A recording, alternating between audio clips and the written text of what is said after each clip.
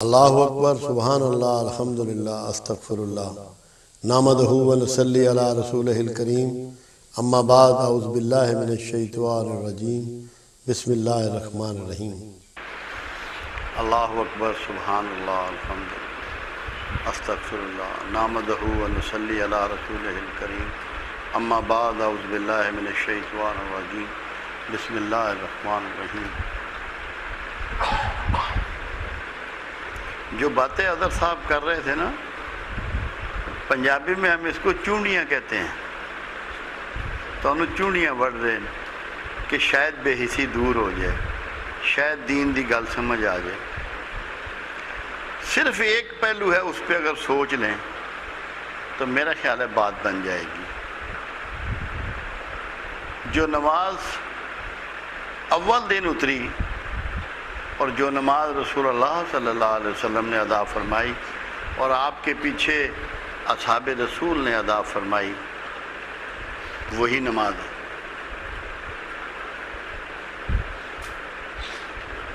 جو روزے اس زمانے میں تھے وہی روزے ہیں، عمرہ، حج، زکوٰۃ، صدقات، سب کچھ وہی ہے۔ اللہ کا پروگرام بالکل نہیں بدلا۔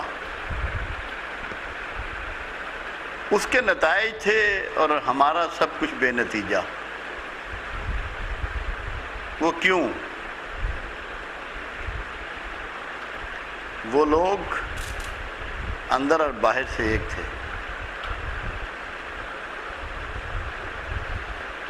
جب آیتیں تلاوت کی جاتی تھی نمازوں میں یا ویسے، تو ان کی آنکھیں ابل پڑتی تھیں، ان کے سینے کھولتے تھے، وہ راتوں کو ان کو نیند نہیں آتی تھی، اور اپنے رویے کو وہ لوگ چیک کرتے تھے، اپنی مانیٹرنگ کرتے تھے، خود احتسابی کا شکار تھے۔ ہم نے تو کبھی اتنا بھی نہیں سوچا کہ نتائج کیوں نہیں آ رہے۔ کبھی ایسا ہوا ہے کہ کسی فوجی نے فائر کیا ہو اور اس کو یہ نہ پتا ہو کہ اس سے اگلا بندہ زخمی ہوا ہے، مرا ہے، یا بالکل فائر میرا خالی چلا گیا؟ کم سے کم جو فائر تمہارے ہیں اس کے بارے میں اتنا غور تو کرو کہ یہ خالی جا رہے ہیں یا کسی دشمن کو ہٹ بھی کر رہے ہیں۔ جب تک یہ غور و فکر آپ نہیں کریں گے تو روایتی طور پہ تو نمازیں پڑھی جائیں گی، مسجدیں بھری رہیں گی۔ اگر ایک میں خوفناک حدیث مبارکہ آپ کو سناؤں تو شاید آپ کو کچھ احساس پیدا ہو۔ اللہ کے حبیب صلی اللہ علیہ وسلم کا اسی دور کے لیے جو آخر زمانہ ہے ہمارا فرمان مبارک ہے کہ مسجدیں نمازیوں سے بھری ہوں گی، مسجدیں نمازیوں سے بھری ہوں گی، یعنی کہ کثیر تعداد میں ہوں گے، مگر ان میں ایک بھی صاحب ایمان نہ ہوگا۔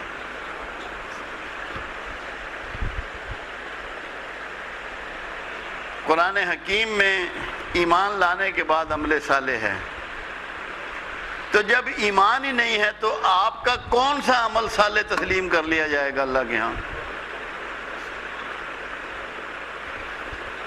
اللہ کے حبیب فرما رہے ہیں کہ مسجدیں نمازیوں سے بھری ہوں گی جن میں ایک بھی، دو کا لفظ نہیں میرے آقا نے فرمایا، ایک بھی صاحب ایمان نہ ہوگا۔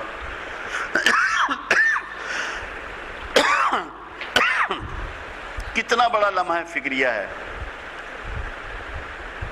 ایک منٹ کے 1000ویں حصے میں بھی سوچیں تو کانپ نہ جائیں، پھر اپنے آپ کو ٹٹولیں۔ اور یہ بخاری کی حدیث ہے، مسلم کی حدیث ہے، سیاہ ستہ کی حدیث ہے، یہ کسی غیر معروف مجموعے کی احادیث نہیں ہے۔ میں نے تو کم سے کم کبھی آج تک سیاہ ستہ کے علاوہ حدیث مبارکہ کو کبھی کوٹ نہیں کیا۔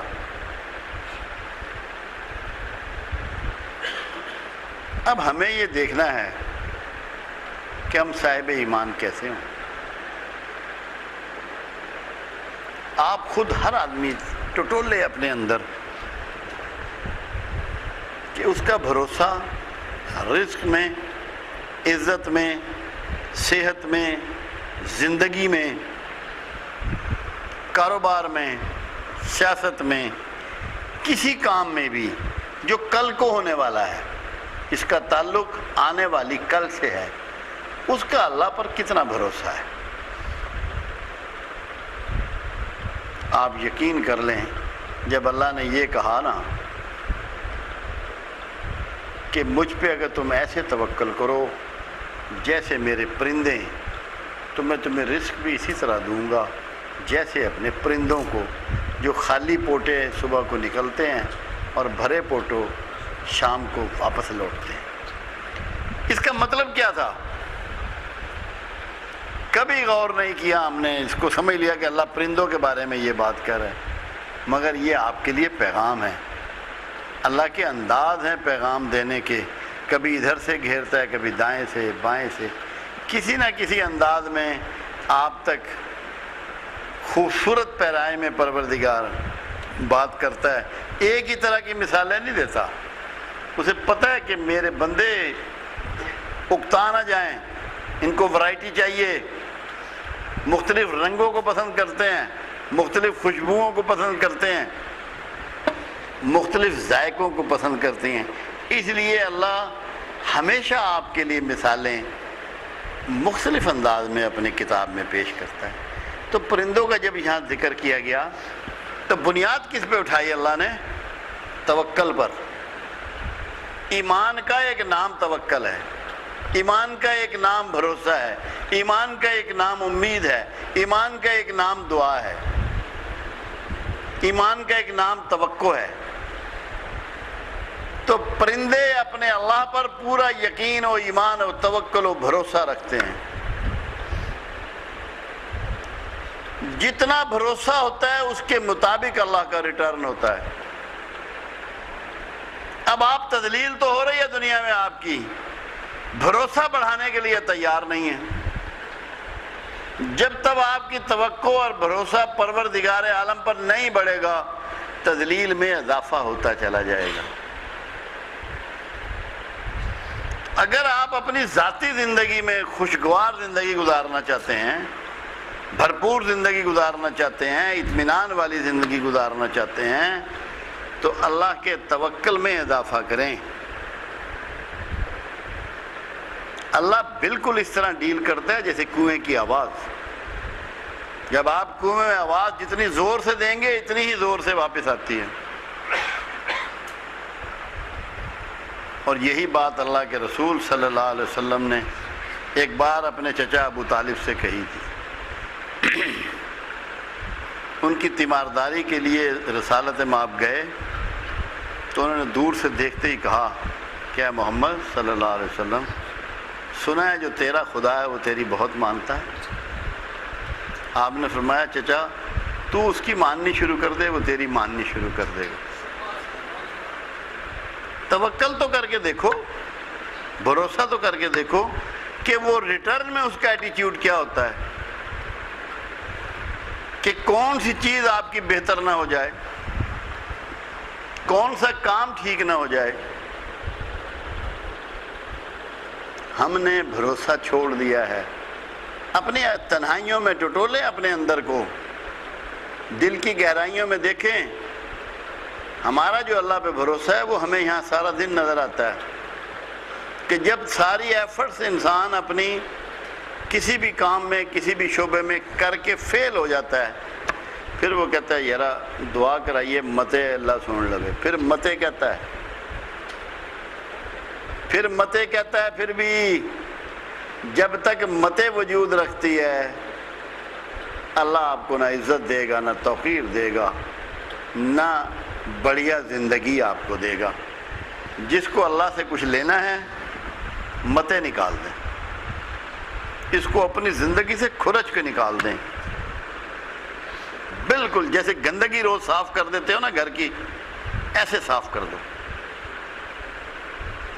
تو آج موضوع تھا پاکی۔ تو وہ دو صاحب جو بڑے خواہش مند تھے بولنے کے، الحمدللہ دونوں ہی نہیں آئے آج، کیونکہ انہیں پتا تھا پھنس جائیں گے، بولنا پڑے گا۔ ایک صاحب کو تو میں نے پاکی کے بارے میں 2-4 جملے لکھوائے بھی تھے. تو الحمدللہ مطلب یہ ہوتا رہتا ہے، شوق ہوتا ہے لوگوں کو، مگر خوف بھی ہوتا ہے، اور شاید خوف غالب آ گیا ان پہ. پاکی کی جو بات ہے وہ بہت وسیع ہے. جس طرح قرآن میں رب العزت کے جتنے نام آئے ہیں، جو سب سے زیادہ تذکرہ ہے وہ سبحان کا ہے. سبحان اللہ، سبحان اللہ، سبحان اللہ. تو سبحان کا مطلب پاک کا ہے. سبحان اللہ، اللہ پاک ہے، اللہ بے عیب ہے. تو پاکی کا مضمون بہت وسیع ہے. آج کیونکہ لیٹ ہو چکے ہیں، وہ ایک دوست آگے تھے جنہوں نے یہ پنجابی میں کلام پیش کیا، پھر امان نے بھی، اس لیے میں کسی اور انداز میں تھوڑا سا پاکی کا مضمون آپ کو بیان کر کے پھر اس کو وائنڈ اپ کرتے ہیں. انشاءاللہ اگلی جمعرات کو اسی کو رکھیں گے تاکہ بنیادی طور پہ پاکی آپ کو سمجھ میں آئے. وہ پنجاب میں تو ویسے زیر ناف بالوں کو صاف کرنے کو پاکی کہتے ہیں. مطلب بہت ہی چھوٹا سا اس سے مفہوم جو ہے وہ لیا گیا. میں اس کو جو ایک پنجابی کی مثال ہے نا وہ آپ کو سمجھانا چاہتا ہوں. اگر یہ آپ کے پلے پڑ گئی تو کچھ نہ کچھ تو سنور جائے گا. یہ نہیں ہو سکتا کہ بغیر سنورے کچھ رہ جائے. ایک بزرگ ایک جگہ سے گزرے تو لوگ کنویں میں سے پانی کے ڈول نکال رہے تھے. انہوں نے کہا بھائی کیا ہوا؟ اس نے کہا بزرگوں یہ کتا گر گیا کنویں میں تو 100 ڈول نکالنا ہے. کنویں کا پانی صاف کرنے کے لیے مختلف جانوروں کے لیے مختلف تعداد کے ڈول نکالے جاتے ہیں. تو کتا بہت نجس ہوتا ہے تو 100 ڈول اس میں سے کنویں میں سے نکالے جاتے ہیں. تو ان بزرگوں نے پوچھا بیٹا کتا کدھر ہے؟ انہوں نے کہا جی وہ تو اندر ہی ہے کنویں میں. میں نے کہا پہلا کتا کڈو. اب ہم نے اپنے اندر سے کتا نکالنا ہے. کتا کیا ہے؟ کیا چیز ہے کتا؟ قرآن کہتا ہے اس کے بارے میں کہ تمہیں نہیں پتہ لگ سکتا کہ یہ بھوکا ہے یا پیٹ بھرا ہوا ہے. اس کی رال ٹپکتی رہتی ہے، اس کی جیب لٹکتی رہتی ہے. یہ قرآن بتا رہا ہے. تو وہ کتا ہمارے سے کس کے اندر نہیں ہے؟ کس نے دوڑ چھوڑ دی ہے؟ کوئی قناعت کر گیا ہے؟ کہاں پہ رک گیا ہے؟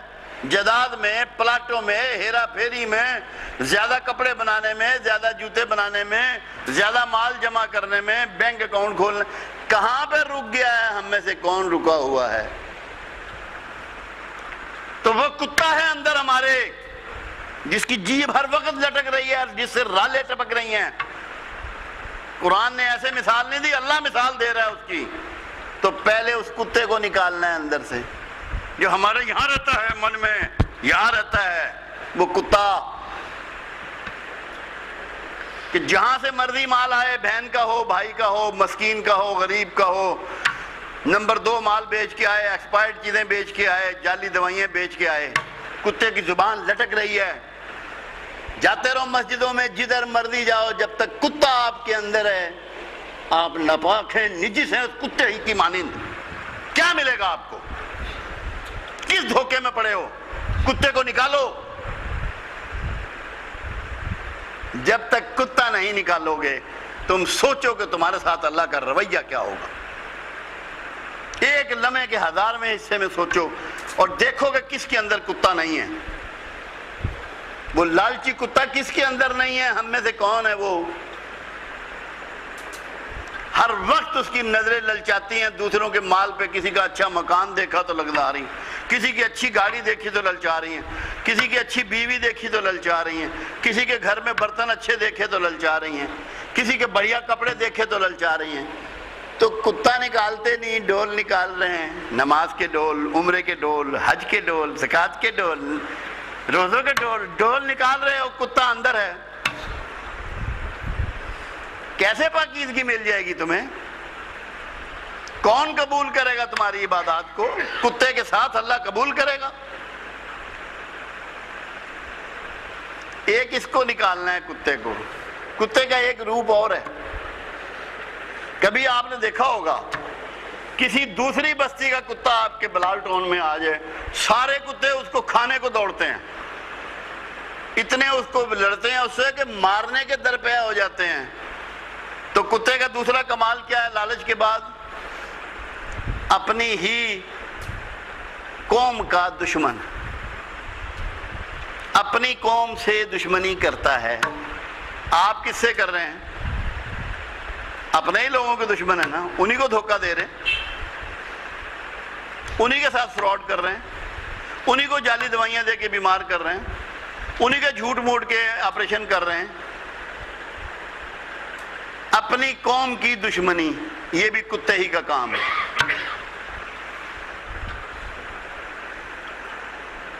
تو ہمیں دو قسم کے کتے کو اندر سے نکالنا ہے، کہیں رک جانا ہے۔ قناعت کہتے ہیں رک جانے کو، کہیں تو رکنا ہے، اور اپنی قوم کی دشمنی چھوڑنی ہے۔ اپنے بھائیوں کو، رشتہ داروں کو، دوستوں کو، عزیزوں کو، محلے داروں کو نقصان پہنچانے سے اپنے ہاتھ اور زبان کو روک لینا ہے۔ اور اگر ہم نے یہ دونوں کام نہ کیے، باقی آپ کو خود پتہ ہوگا کہ ہمارے ساتھ پھر اللہ کیا کرے گا۔ تو انشاءاللہ اگلی جمعرات کو پاکی پر گفتگو ہوگی۔ یہ ٹپ میں نے آج آپ کو دی ہے، اللہ آپ کا اور میرا حامی ہونا۔ ایک بات میں بھول گیا کرنی،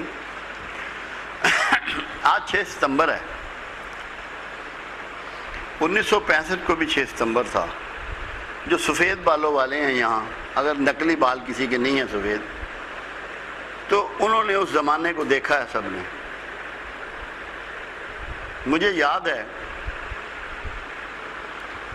17 دن میں نہ کوئی چوری ہوئی، نہ کوئی شراب بیچتا ہوا پکڑا گیا، نہ کوئی ایکسیڈنٹ ہوا، نہ ڈاکہ پڑا، نہ قتل ہوا، نہ ذخیرہ اندوزی ہوئی، کوئی کام نہیں ہوا 17 دن میں۔ وہ 17 دن ایسے تھے جیسے جنت کے دن، اور پوری قوم کا صرف ایک سوچ تھی، جیسا کہ ایوب خان نے اس وقت تقریر میں کہا تھا کہ کس قوم کو للکارا ہے، 6 گنا بڑی طاقت انڈیا جس نے ہمیں حملہ آور ہوا۔ مگر کمال کیا تھا، اس وقت ہم امت تھے، بلوچی کوئی نہیں تھا ہم میں، پٹھان کوئی نہیں تھا ہم میں، سندھی کوئی نہیں تھا ہم میں، مہاجر کوئی نہیں تھا ہم میں، پنجابی کوئی نہیں تھا ہم میں، سنی کوئی نہیں تھا ہم میں، شیعہ کوئی نہیں تھا ہم میں، دیوبندی کوئی نہیں تھا ہم میں، اہل حدیث کوئی نہیں تھا ہم میں۔ تو 6 گنا بڑی طاقت کو ہم نے للکار دیا، اور دیوانوں کی طرح ایک ہی سوچ تھی کہ ہم نے اس دشمن کو نیچا دکھانا ہے۔ اور کیوں کامیاب ہوئے؟ صرف ایک وجہ سے، اور وہ تھی یگانگت۔ آپ ایک وجود تھے، دوسرا وجود تھا ہی نہیں۔ اس چیز کو اس وقت دشمن نے بھانپ لیا کہ ان سے ٹکرانا آسان نہیں ہے، اگر ان کو شکست دینی ہے تو ان میں تفرقہ ڈال دو۔ اور 2 تفرقے انہوں نے بڑے مضبوط ڈال دیے، ایک علاقائی، میں بلوچی ہوں، میں پٹھان ہوں، میں سندھی ہوں، میں مہاجر ہوں، میں پنجابی ہوں، میں کشمیری ہوں، اور ایک مسالک کا، ہیں سب مسلمان، دشمن کی گولی تفریق نہیں کرتی سنی، دیوبندی، بریلوی، اہل حدیث، شیعہ میں۔ تو جس بندے کو اللہ سے دلچسپی ہے، اس کے رسول سے دلچسپی ہے، اس مملکت خدا داد سے دلچسپی ہے، خدا اور رسول کا واسطہ میں دیتا ہوں، اپنے ذہن سے علاقیت اور مسالک کا تعصب کو دھو ڈالو۔ اللہ آپ کا اور میرا حامی نہ۔ بہت چھوٹے چھوٹے جملے ہوتے ہیں، لمبے بازوں سے ان میں اثر انگیزی زیادہ ہوتی ہے، اور اللہ رب العزت نے اسی لیے خاص مہربانی یہ کی کہ سب سے زیادہ اختصار گفتگو میں اپنے حبیب کو عطا فرمایا۔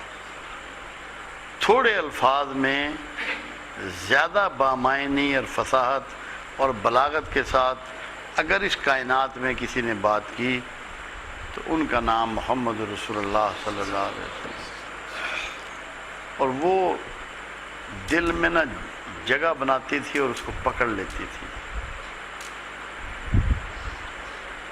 جو لوگ بھی بہت لمبی لمبی گفتگو کرتے ہیں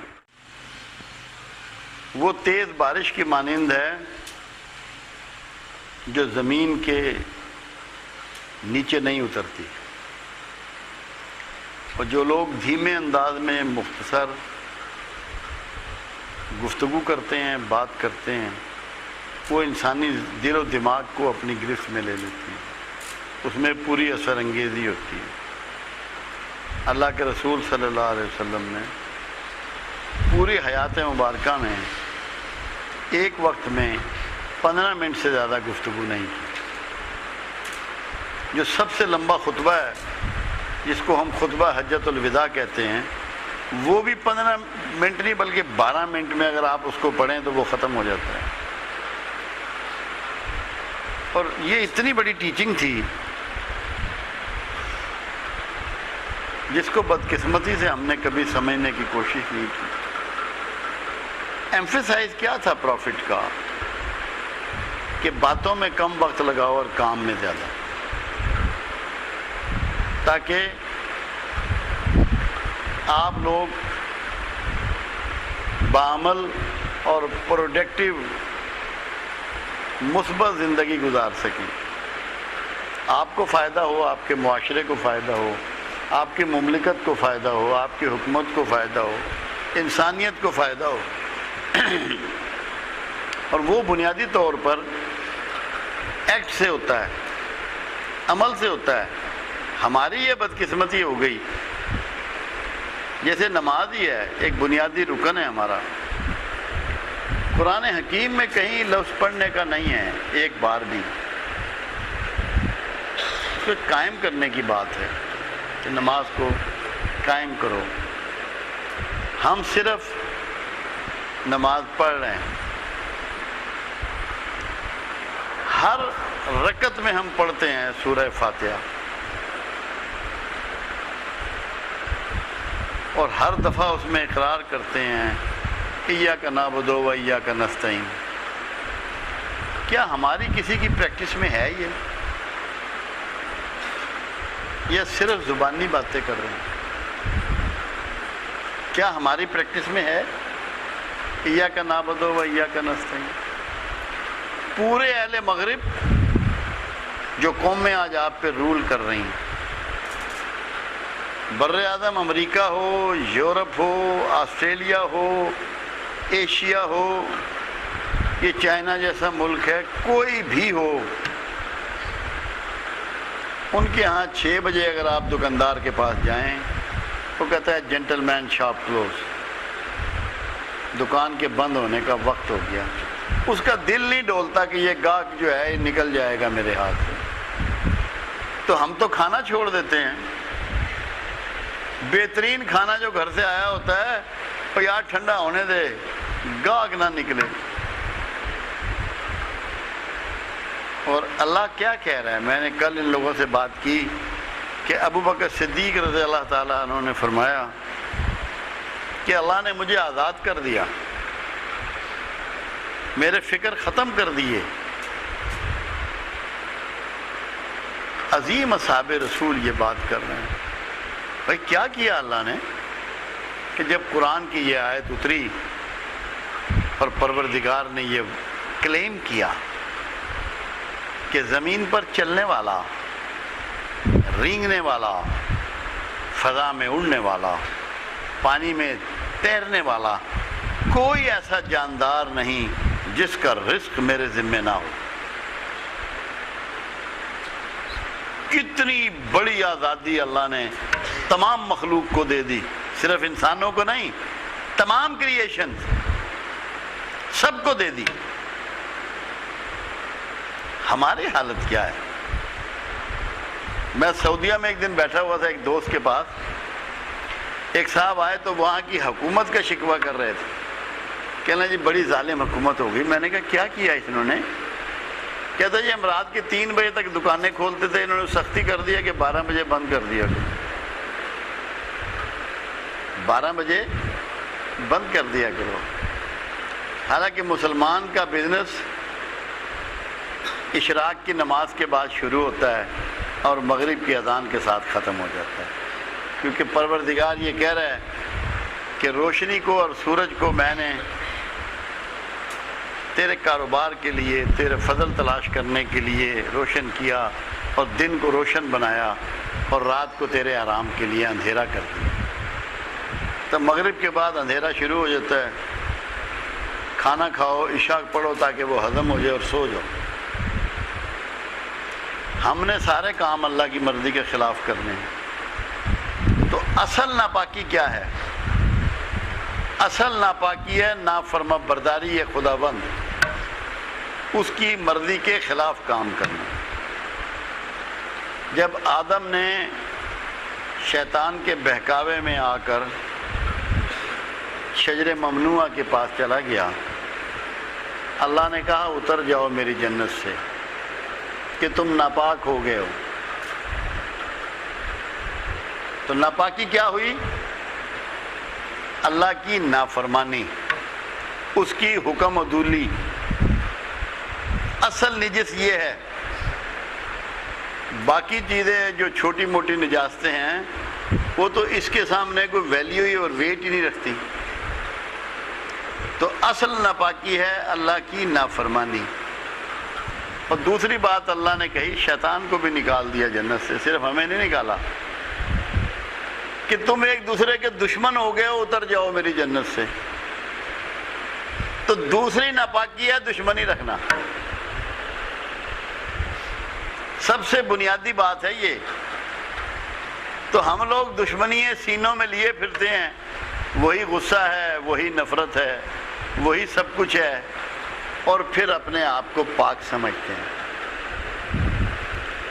اور اللہ کے رسول صلی اللہ علیہ وسلم نے کیا فرمایا؟ اگر کوئی شخص حج کے لیے جائے اور ان 5 دنوں میں کوئی فحش حرکات نہ کرے، ایسے پلٹے گا جیسے ایک دن کا پیدا شدہ معصوم بچہ۔ تو کس چیز سے معصوم ہو جائے گا؟ حج کا مطلب ہے اس کے اندر جس کے لیے جو غصہ تھا، جو نفرت تھی، جو حسد تھی، وہ سب دھو ڈالے گا، اس سے آزاد ہو جائے گا۔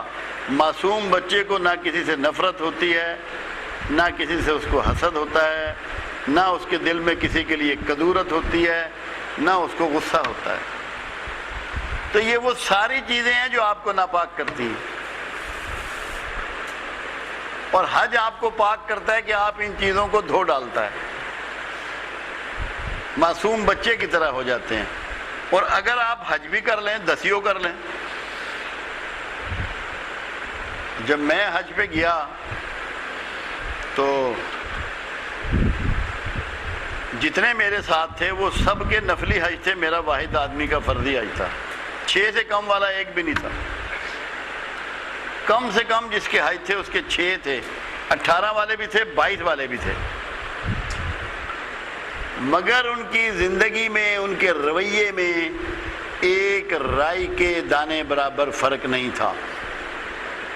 وہ عبادات، وہ پریکٹسز، وہ نمازیں، وہ صدقہ و خیرات، وہ روزے، وہ حج، جو آپ کے رویے کو نہیں بدلتے، وہ آپ کے لیے اللہ کے رویے کو کب بدلیں گے؟ یہ بات ہے غور طلب۔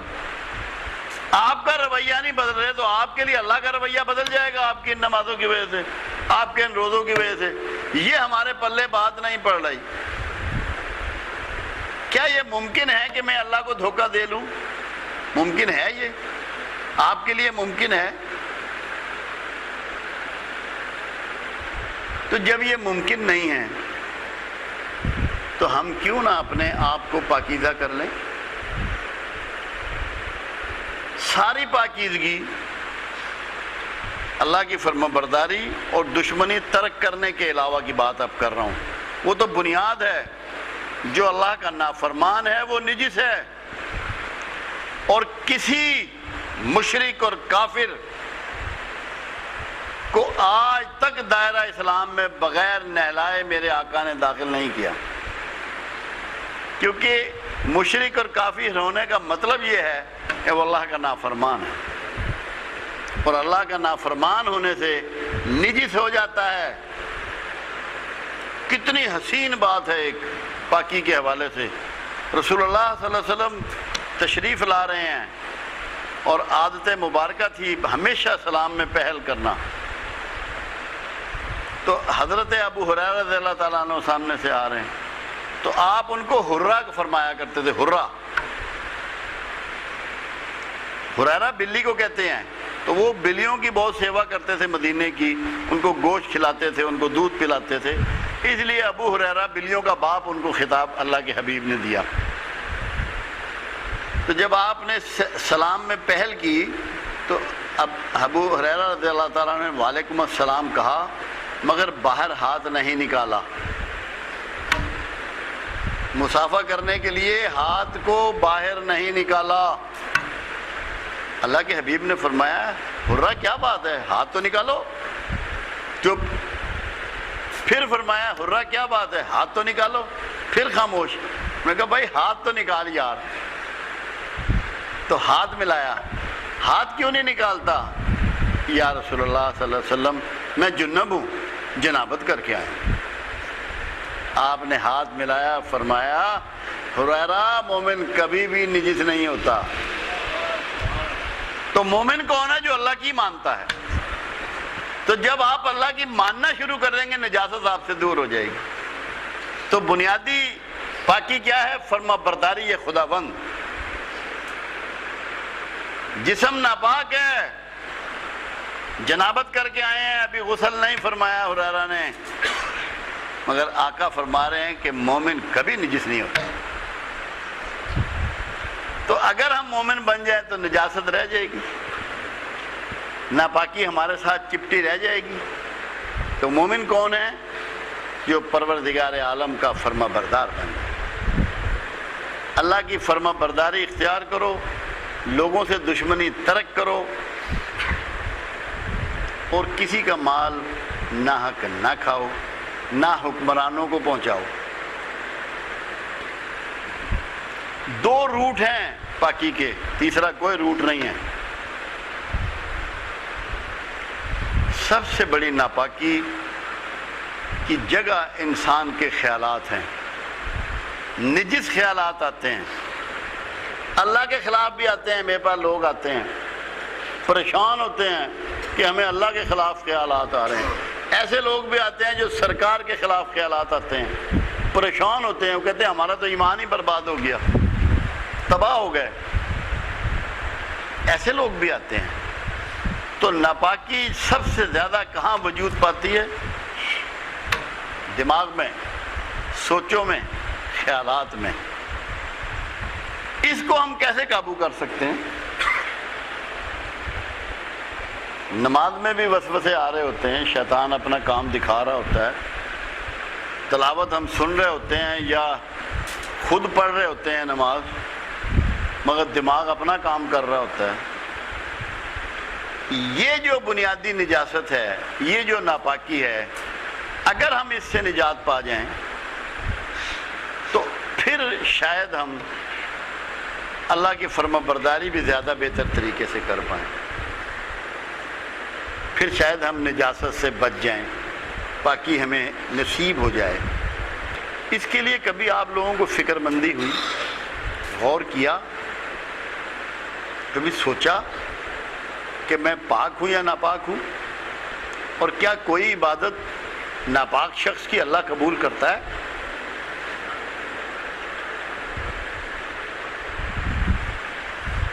عائشہ صدیقہ رضی اللہ تعالیٰ عنہ رسول اللہ صلی اللہ علیہ وسلم کے ہمراہ حج کے لیے تشریف لے گئی۔ اتفاق سے انہی دنوں میں زنانہ بیماری آ پہنچی۔ آپ نے فرمایا تم سارے کام کر لو، حرم کے اندر مت جانا۔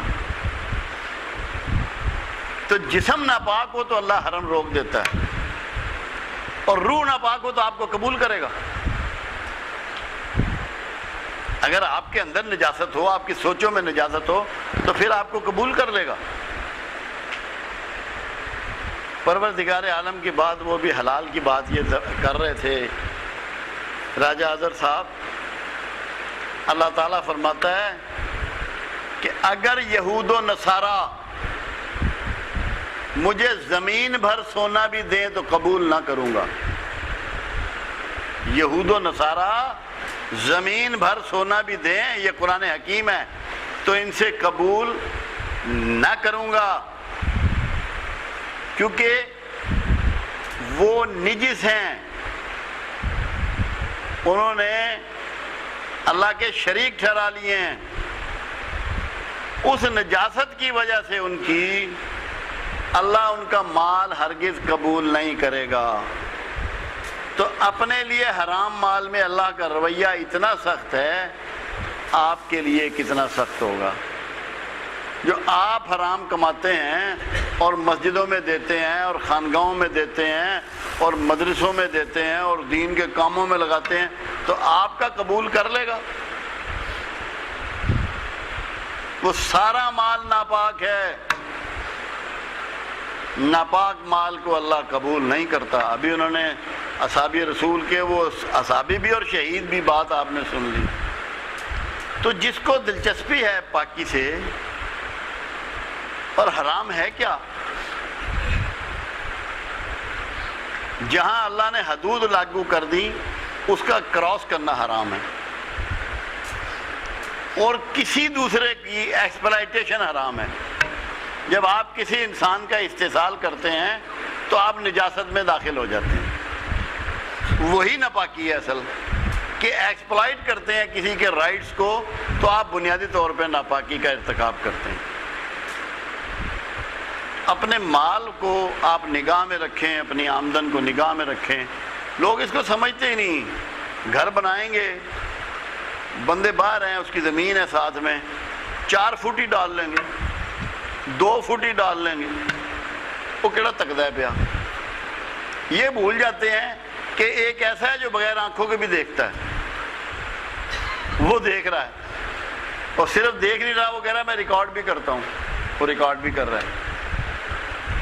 تو پاکی کے لیے ضروری ہے کہ آپ جو نوالے آپ کے پیٹ میں جاتے ہیں، انٹر ہوتے ہیں، ان کی حفاظت کریں۔ نمبر 1 ہے یہ،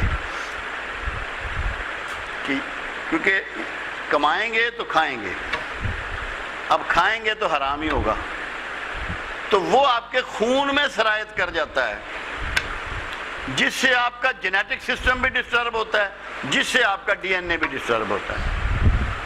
پھر اس سے جھوٹ نکلے گا، پھر غیبت نکلے گی، پھر اس سے بددیانتی نکلے گی، بزدلی پیدا ہوگی، موت کا خوف پیدا ہوگا، اس لقمہ حرام کی وجہ سے۔ وہ نجاست آپ کے خون میں شامل ہو کے آپ کو جکڑ لے گی، آپ کے اندر خوف آ جائے گا، آپ کہیں گے مجھے جادو ہو گیا، مجھے باہر کی کثر ہو گئی، مجھے یہ ہو گیا، مجھے وہ ہو گیا۔ اس کے پیچھے اصل میں حرام ہے، وہ ہم سمجھنے کے لیے تیار ہی نہیں ہیں۔ تو یہ روٹ آپ کو بند کرنا ہوگا۔ یہ ہیں اعضاء سارے۔ ایک بہت بڑا روٹ اور ہے ناپاکی آپ کے اندر صلاحیت کرنے کا، جو آپ کے ذہن کو جکڑ لیتی ہے، وہ آپ کے کان ہیں۔ بہتان کسی پہ بندھا جا رہا ہے، آپ کے کان سن رہے ہیں، آپ اسے کہتے نہیں یار تیری مہربانی ہے، کسی اور سے کر لے بات، مجھ سے نہ کر۔ کوئی غیبت کر رہا ہے، آپ پورا چسکا لے رہے ہیں۔ کھانے کی اتنی لذت نہیں اتنی غیبت کی ہوتی ہے۔ ایک دفعہ بھی آپ نے نہیں کہا یا اٹھ کے چلے جائیں کہ یار تیری مہربانی ہے بھائی، تو یہ ہم سے نہ کر۔ جس کو اپنے ذہن کو پاک رکھنا ہے، اسے پہلے اپنے کانوں کو بھی پاک رکھنا ہوگا، منہ کی طرح۔ جو منہ کو حرام سے روکنا ہے، تو کانوں کو ایسی باتیں سننے سے روکنا ہے۔ تو اس کے لیے کیا ہوگا؟ اس کے لیے سنگت تبدیل ہوگی۔ جب سنگت تبدیل ہو گئی تو اللہ راضی ہو جائے گا۔ آپ ایسے دوستوں میں بیٹھیں گے، ایسے سنگیوں میں بیٹھیں گے جو سچائی کی گفتگو کرتے ہیں، جو غیبت نہیں کرتے، جھوٹ نہیں بولتے، بہتان نہیں باندھتے، تاکہ آپ کا یہ سورس محفوظ ہو جائے جس کو ہم کان کہتے ہیں۔ آپ کے اندر اس کے راستے برائی نہ جائے، بدگمانی نہ جائے، بہتان نہ جائے، غیبت نہ جائے، جھوٹ نہ جائے، یہ آپ کو بچانا ہوگا۔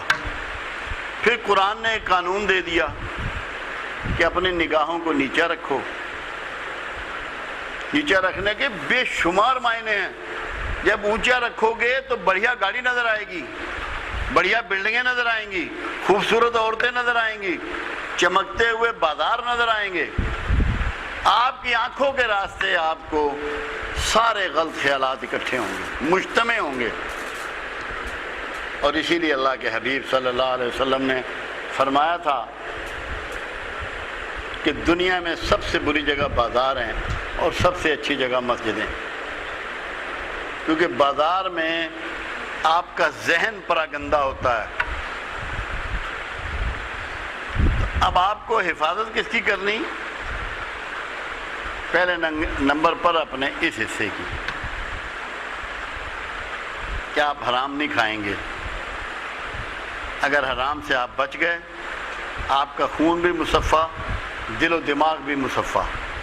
پھر آپ ایسی سوسائٹی میں بیٹھیں گے جہاں پازیٹیو بات ہوتی ہے، اللہ رسول کی بات ہوتی ہے، کام کی بات ہوتی ہے، جہاں کسی کے اگینسٹ بات نہیں ہوتی، کسی پہ الزام تراشی نہیں ہوتی، کسی پہ بہتان نہیں ہوتی، اور آنکھوں کو روکیں گے۔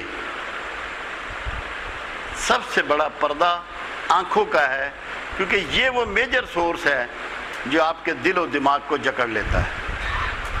میں نے یہیں ایک مرتبہ آنکھ پر گفتگو کرتے ہوئے بات کی تھی۔ ایک میجر صاحب سے مجھے کہنے لگے کبھی آپ آنکھ پہ بھی بولے ہیں؟ میں نے کہا آج ہی بول دیتے ہیں۔ تو میں نے آنکھ پہ بات کی کہ آنکھ کیا ہے۔ چھوٹی سی ایک بات آپ سے کروں، جو آپ کو حرص میں مبتلا کرتی ہے وہ آنکھ ہے، جو آپ کو لالچ میں گرفتار کرتی ہے وہ آنکھ ہے، جو آپ کے اندر حسد پیدا کرتی ہے وہ آنکھ ہے، اور پھر جو آپ کو معافی لے کے دیتی ہے وہ بھی آنکھ ہے جب بہ نکلتی ہے۔ تو جس نے اپنی آنکھوں کی حفاظت کر لی اس نے اپنی پاکیزگی کی حفاظت کر لی۔ ویسے تو اللہ کے حبیب صلی اللہ علیہ وسلم کا فرمان مبارک ہے کہ اگر تم مجھے دو چیزوں کی ضمانت دو تو میں تمہیں جنت کی ضمانت دیتا ہوں، ایک وہ جو تمہارے دانتوں کے درمیان ہے اور ایک وہ جو تمہارے زانوں کے درمیان ہے۔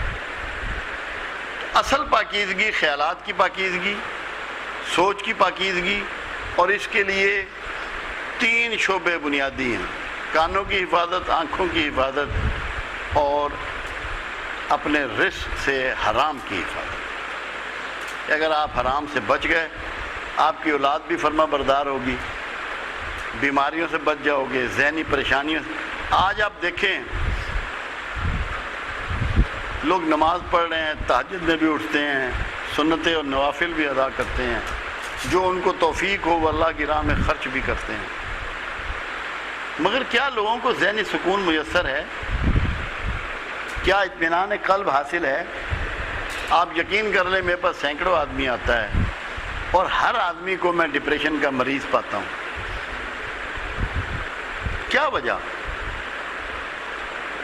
اس کے اندر ایک تو بہت بڑا احساس پیدا ہو گیا ہے کہ اللہ میری نہیں مانتا۔ آپ کے پاس اس لیے آئے کہ آپ کی مانتا ہے، کسی اور بزرگ کے پاس چلے جائیں گے ان کی مانتا ہے، کسی ولی اللہ کی قبر پہ چلے جائیں گے ان کی مانتا ہے۔ ارے بھائی ان کی کیوں مانتا ہے؟ کیا وہ ولی اللہ کے رشتہ دار تھے؟ کیا تھا؟ وہ اللہ کی مانتے تھے۔ تو تم اللہ کی ماننی شروع کر دو، تمہاری ماننی شروع کر دے گا۔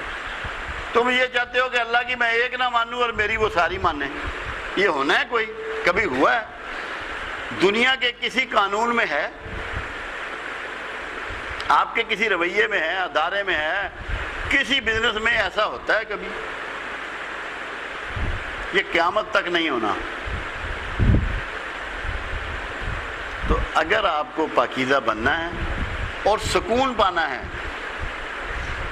راحت پانی ہے، اطمینان حاصل کرنا ہے، تو آپ کو فرما برداری خداوند کرنی پڑے گی، ورنہ آپ جو مرضی کریں، عطر لگا کے نہا لیں اور اس کے بعد مسجد میں جا کے بیٹھ جائیں، کعبۃ اللہ میں جا کے بیٹھ جائیں، روضہ رسول پہ بیٹھ جائیں، آپ پاک نہیں ہوں گے۔ پاک ہوں گے اللہ کی فرما برداری سے، باہمی دشمنی ترک کرنے سے، اپنی آنکھوں کی حفاظت سے، اپنے کانوں کی حفاظت سے، رزق حرام سے، اپنے خون کی حفاظت سے۔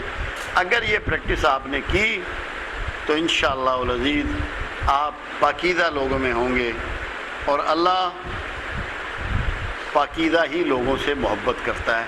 پورے قرآن میں، پورا قرآن اٹھا لیں، اگر ایک جگہ اللہ نے یہ کہا ہو کہ میں نیکوں سے محبت کرتا ہوں، اللہ پرہیزگاروں سے محبت کرتا ہے، پرہیزگار پاک کو کہتے ہیں اللہ آپ کا اور میرا حامی و ناصر۔